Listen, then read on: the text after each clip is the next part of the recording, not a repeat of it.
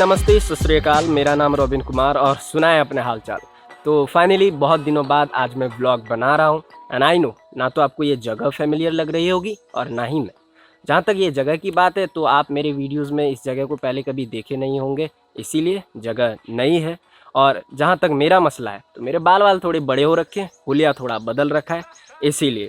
तो आगे की पूरी कहानी बताएंगे आपको कि कहाँ हूँ मैं और क्या चल रहा है। बस आप बने रहे मेरे साथ आगे कुछ देर के लिए। तो ये कहानी है मेरे घर वापसी की। जी हाँ, कोलकाता टू देवघर। अब आप आगे की कहानी सुने भैया। हाँ भैया, तो अपडेट ये है, आज बड़ी कोशिशों के बाद भारतीय रेलवे के स्पेशल ट्रेन में सफ़र करने का मौका मिल गया है मुझे। मतलब मुझे टिकट मिल गई, तो क्या समझो, मैं अब घर जा सकता हूँ। तो कहानी बस ये नहीं, कहानी इसके पहले की भी है जो बहुत विस्तार है। तो मैं उन कहानी को ज़रा संक्षिप्त रूप में बताते हैं आपको। तो पहले तो मैंने पास के लिए अप्लाई करा था अपने राज्य यानी झारखंड से, कि अगर पास मिल जाए तो अपने कुछ इंतजाम करके निकल जाए फिर यहाँ से। लेकिन हमारे अपने आदमी तो मुंह मोड़ लिया भैया, ये कहकर Kolkata is in red zone and only one way travel is allowed. मतलब अगर वो यहाँ आ गए, मतलब हमें लेने कोई अगर यहाँ आ जाता है, तो I can't go back to Jharkhand without getting a NOC from West Bengal government. तो भैया ये तो फिर कहानी वही हो गई, मतलब हम तो फंसे हैं, कोई और भी आके फंस जाए, ये तो और बड़ी दिक्कत वाली बात हो गई। फिर सोचा यार चलो कुछ अलग उपाय ढूंढते हैं। फिर सोचा कि क्यों ना यहाँ से ही पास ले लें। फिर मैंने यहाँ से पास के लिए अप्लाई करा, पास तो मिल गया, लेकिन कहते हैं ना, जब किस्मत बुरी हो तो कोई भी चीज़ आपकी साथ नहीं होती। पास तो मिला, लेकिन मौके पर ही जवाब दे दिया गाड़ी वाले ने कि भैया गाड़ी नहीं जा सकती। तो उन्होंने मना कर दिया, गाड़ी वाले ने मना कर दिया, मतलब जिस गाड़ी का हमने पास बनवाया था उन्होंने ही मना कर दिया कि आप नहीं जा सकते। तो वो कहानी भी यहाँ ख़त्म हो गई। तो मैंने कहा आप क्या कर सकते हैं यार, अब कोई ऑप्शन बच नहीं गया। मैंने फिर अभी पोर्टल कुछ दिन पहले चेक किया, तो उस पर 2 अलग अलग पासेस की सुविधाएं जारी की गई थी। मीन्स एग्जिट पास अलग, मतलब यहाँ से निकलने के लिए, और एंट्री पास अलग। तो मैंने सोचा क्यों ना दोनों ही पास अप्लाई कर दें अलग अलग आईडी से, कि उधर से गाड़ी आ भी जाए फिर यहाँ से मुझे लेकर चला भी जाए। तो वो दोनों पास मैंने अप्लाई करा अभी रिसेंटली, एक दिन मतलब कल ही अप्लाई किया था, और उसका अभी तक मुझे कोई रिस्पॉन्स नहीं आया। आज मैं ऐसे ही रैंडमली ऐसे देखते देखते मैं रोज़ देख रहा था कि ट्रेन का टिकट अगर अवेलेबल हो। मतलब जिस दिन ये रिजर्वेशन स्टार्ट हुआ था, मतलब 12 को, मैं उस दिन से देख रहा हूँ। उस दिन तो टिकट मिल नहीं पाई मुझे, क्योंकि डिटेल्स भरते भरते सारे टिकट फुल, 5 मिनट भी नहीं लगे थे, मुश्किल से सारे टिकट बुक हो गए। मैं उस दिन से देख रहा था कि अगर टिकट अवेलेबल हो तो मैं टिकट करा लूँ।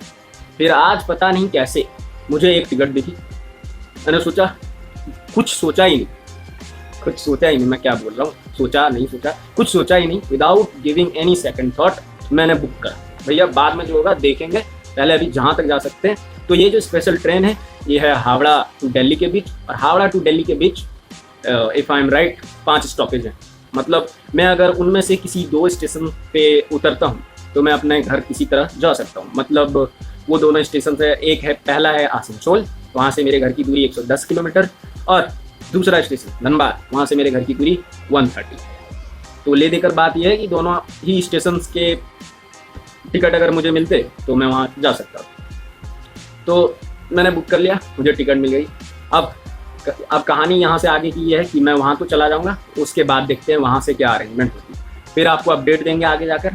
फिलहाल मेरी ट्रेन कल है, मैं ये आज ही शूट कर रहा हूँ क्योंकि कल मुझे समय मिलेगा नहीं, इसीलिए। कल है मेरी ट्रेन 5:05 में हावड़ा से। फिर आपको आगे दिखाएंगे क्या होता है। अब आगे क्या होना था, घर आने की खुशी थी और मन में कहीं ना कहीं डर भी था, या ना जाने आगे कैसी कैसी समस्याएं होंगी, मुझे रेलवे स्टेशन तक जाने की गाड़ी मिलेगी भी या नहीं। और ये भी मौका था देखने का कि हमारी गवर्नमेंट के द्वारा ग्राउंड लेवल पे क्या और कैसे कैसे काम किए जा रहे हैं।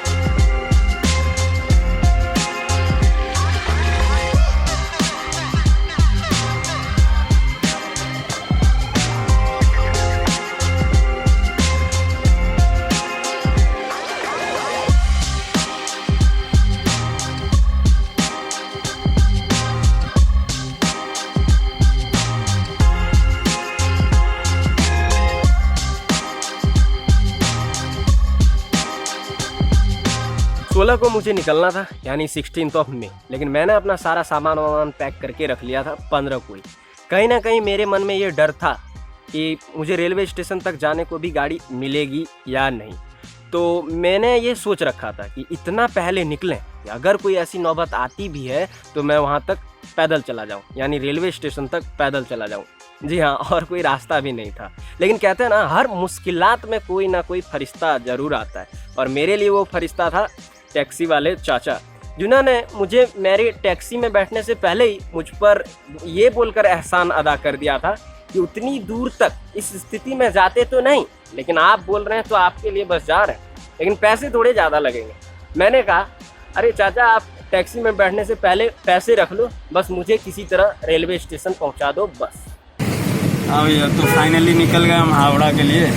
अभी टैक्सी मिली है मुझे, कैसे करके ढूंढी वो मुझे ही पता है। अभी देखते हैं जितनी देर हावड़ा जाने में लगे, उसके बाद फिर आगे।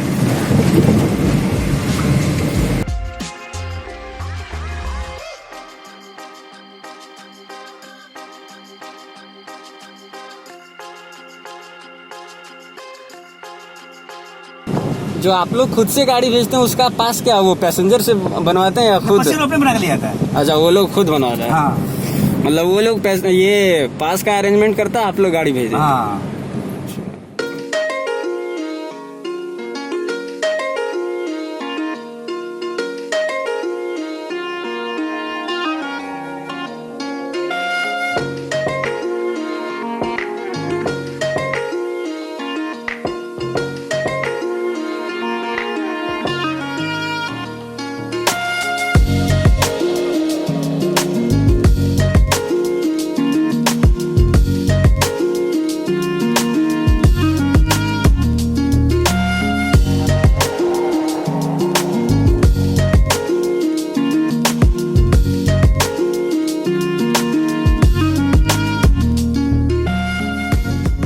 उस टैक्सी वाले चाचा को मेरा धन्यवाद।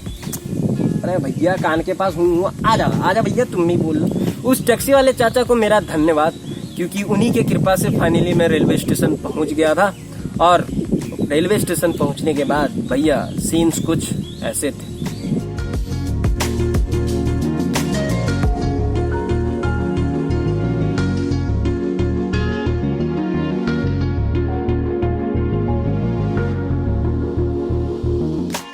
गर्मी का आलम ये था कि मास्क की वजह से मुंह से हॉट स्टीम और ग्लव्स के कारण हाथ से हॉट वाटर दोनों ही निकल रहे थे।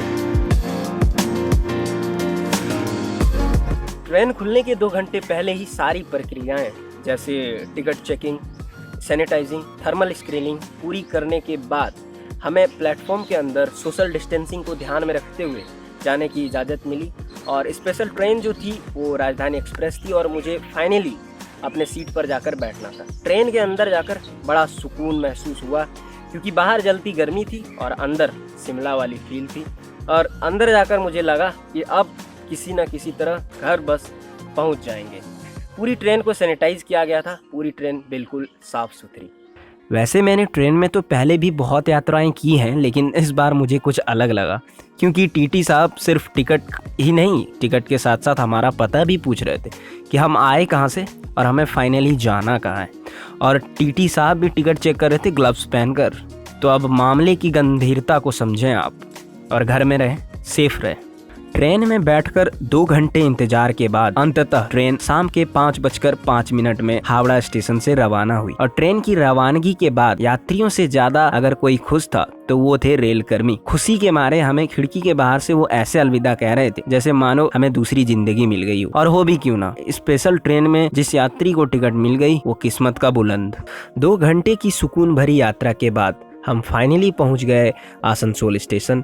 और यहाँ उतरने के बाद मैंने एक चीज़ नोटिस की जो मुझे बहुत अच्छा लगा कि रेलवे के कर्मचारी स्वच्छता के मामले में चाक चौबंद थी।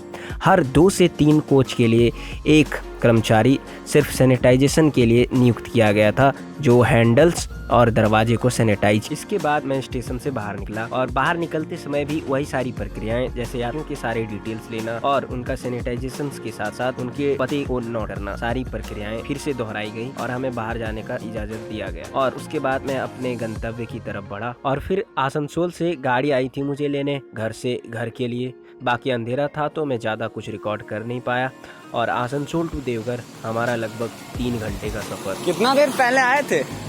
जैसे अभी सूरज जैसे लगाए फोन में खड़ा करके हम आपका फोन में लगा रहे थे तो हो रहा है नहीं और कोई नहीं, चलिए।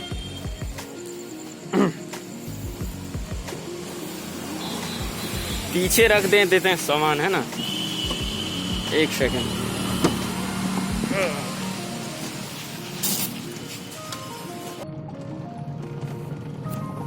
प्रिंट कहाँ कराया था आपने ये पास? तो कराए वहीं जहाँ घर से निकले ना, हाँ वहीं करता है प्रिंटर। अच्छा, वहीं करवा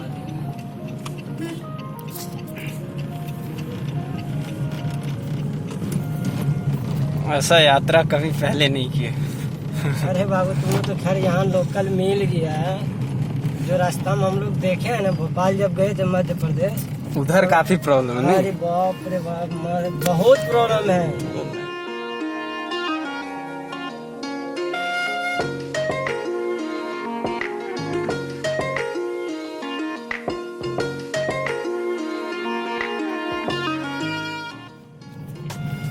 उधर तो काफी मजदूर वगैरह, जो लेबर वगैरह, जो पैदल भी चला है। बहुत हम देखे ना, हम लोग को इस समय क्या बोले स्थिति, मतलब पूरी लाइफ में कभी ऐसा दिन ना देखना पड़े।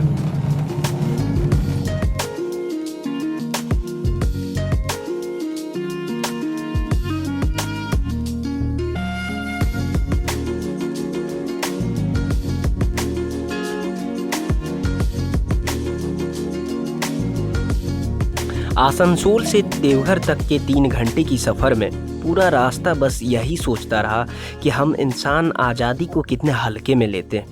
1.5 महीने बस एक कमरे में कैद रहकर इतना तो समझ आया था कि हमें ज़िंदा रहने के लिए बस कुछ चीज़ें ज़रूरी है, हवा, पानी, एक घर और परिवार। फिर भी न जाने आए दिन हम क्या क्या करते रहते हैं। इस वक्त ने ये साबित कर दिया कि हम इस धरती पर बस कुछ दिन के मेहमान हैं और जब तक हैं तब तक खुलकर ही क्यों ना जी लें। कभी हमें किन्हीं से बात तक करने का समय नहीं मिलता था और अब जब मिला तब एहसास हुआ कि परिवार के साथ होना क्या मायने रखती है। तो भैया बस कहना ये है कि खुलकर जिएं। जो समय बीत गया ना उसके बारे में ज़्यादा सोचें और जो समय आने वाला है ना उसके बारे में ज़्यादा चिंतन करें। बस अभी आप जिस समय में हैं, जो समय आपको मिला है उसे खुलकर जिएं, ज़्यादा शिकायत ना करें। क्या पता आपको जो मिल रहा हो किसी दूसरे को वो भी नसीब ना हो। तो बस कहना यही है कि जैसे भी हैं, जहाँ भी हैं, खुलकर जी लें, क्या पता कल हो ना हो। इतनी सारी मुश्किलात के बाद मैं देवघर पहुँचा। फ़िलहाल मैं देवघर में हूँ नहीं, मैं हूँ अभी अपने गांव में home quarantine, sorry heart quarantine. जी हाँ, मैं अपने घर से थोड़े दूर एक झोपड़ी सा है उसमें रह रहा हूँ, क्योंकि मुझे लगा कि घर में जाकर घर में अलग रहना वो अच्छा नहीं होगा, इसीलिए मैं सबसे थोड़ी दूरी बनाकर कुछ दिनों के लिए अलग रह रहा हूँ। बाकी वो कहते हैं ना, दूसरों के महल में रहने से अच्छा है कि अगर आपको मौका मिल रहा हो अपनी झोपड़ी में रहने का तो वो कहीं बेहतर है। तो हूँ मैं अभी अपने घर में ही। तो कहानी यही थी। अभी बस फ़िलहाल गांव में ज़्यादा कुछ करने को है नहीं, मैं अभी ज़्यादा इधर उधर जा भी नहीं रहा। 14 दिनों का वनवास है, उसके बाद तो सारे अपने पास है। फ़िलहाल मैं सोच रहा हूँ कि अभी कुछ है नहीं करने को गांव में, तो एक विलेज लाइफ की सीरीज़ बना लूँ। बाकी आप बताएं कमेंट में कि आपकी क्या राय है, कि आप विलेज लाइफ देखना पसंद करेंगे या नहीं। ऐसे प्लेटफॉर्म आप ज़रूर बताएं, फिर मैं सोचूंगा कि आगे क्या करना है।